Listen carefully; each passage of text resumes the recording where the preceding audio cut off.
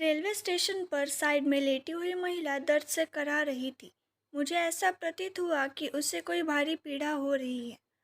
अन्य यात्रियों की भांति मैंने भी उसे नज़रअंदाज कर दिया। मेरे साथ में मेरा 8 वर्ष का बेटा राज भी था। वह उस बुढ़िया के दर्द को दिल से महसूस करके उसकी ओर टकटकी लगाकर देख रहा था। पापा, ये बुढ़िया क्यों चिल्ला रही है? इससे क्या परेशानी है? राज ने मुझसे पूछा और तब मैंने जवाब दिया, बेटा, इसे कहीं दर्द हो रहा होगा या फिर इसे कोई अन्य परेशानी होगी। पापा, गाड़ी तो 1 घंटा लेट है। राज फिर बोला और मैंने हाँ में जवाब दिया। यह तो बहुत कमज़ोर हो गई है, बेचारी दर्द से कितना करा रही है।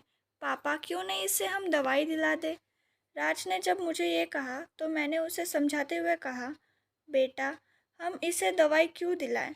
हम तो इसे जानते तक नहीं हैं और देखो कितनी गंदी है। लगता है कई दिनों से नहाई भी नहीं है। कोई देखेगा तो हमारा मजाक बनाएगा। पापा, आप ही तो कहते थे कि गरीबों और असहायों की जो मदद करता है तो भगवान उस पर सदा मेहरबान रहते हैं। इसलिए हमेशा दूसरों की सहायता के लिए अग्रसर रहना चाहिए। और आज आप कह रहे हैं कि कोई देखेगा तो क्या कहेगा, हमारा मजाक बनाएगा।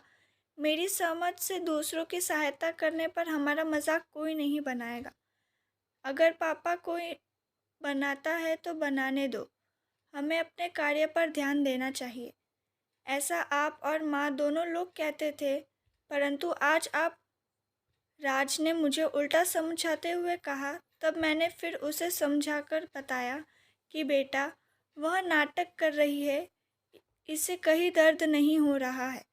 मैं ऐसी औरतों को भली भांति जानता हूँ। नहीं पापा, यह नाटक नहीं कर रही है, मैं जाकर देखता हूँ। इतना कहकर राज दौड़कर बुढ़िया के पास जाकर फिर बोला, पापा जल्दी आओ, देखो इन्हें कितनी तेज़ बुखार है। मैंने जानबूझकर उसके बुलाने की आवाज़ को अनसुना कर दिया, परंतु राज के बार बार बुलाने पर मैं उसके पास गया और देखा कि बुढ़िया काफ़ी गंदी है और बुखार की तपन से कराह रही है। पापा चलो इन्हें दवाई दिलाकर आते हैं, राज ने फिर मुझसे एक उम्मीद भरी नज़र से देखकर कहा। मैंने भी आवेश में आकर कह दिया, चलो चलते हैं। मेरा इतना कहने पर राज के चेहरे पर खुशी की झलक दिखाई देने लगी थी, जो कि कुछ क्षण पहले अदृश्य थी।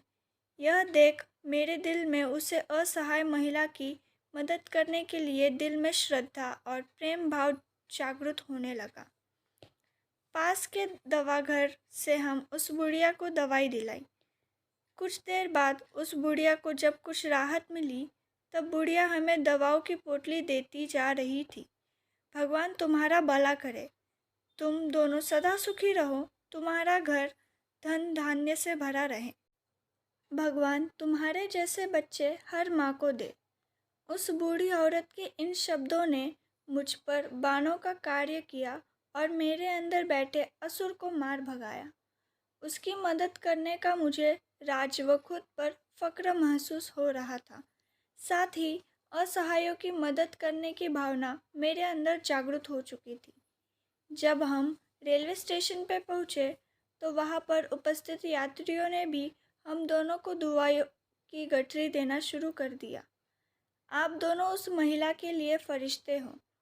आपके बेटे की तारीफ जितनी की जाए उतनी कम है। ये आपके ही संस्कार है जो आपके बेटे द्वारा उस असहाय महिला व यहाँ पर उपस्थित हर यात्री को प्राप्त हुई है। भगवान आपको हमेशा खुश रखे। ये वाक्य थे वहाँ पर उपस्थित यात्रियों के। कुछ यात्री कह रहे थे कि हमें इस बालक से सीख लेनी चाहिए। यह बालक समाज के लिए भगवान की एक महत्वपूर्ण देन है। यह सब सुनकर मेरा दिल खुशी से गदगद हो रहा था।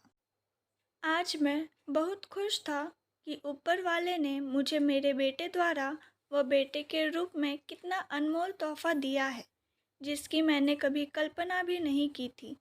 यह सोचते सोचते मैंने अपने बेटे को सीने से लगा लिया और कहा, थैंक्स बेटा। इतना सुनकर राज मेरे सीने से चिपक जाता है और आई लव यू पापा, आई लव यू बेटा, मैंने भी पलट कर जवाब दिया। अगर ये वीडियो अच्छा लगे तो सब्सक्राइब, लाइक एंड शेयर ज़रूर कीजिए और वीडियो के बारे में कमेंट बॉक्स में ज़रूर बताएं। धन्यवाद।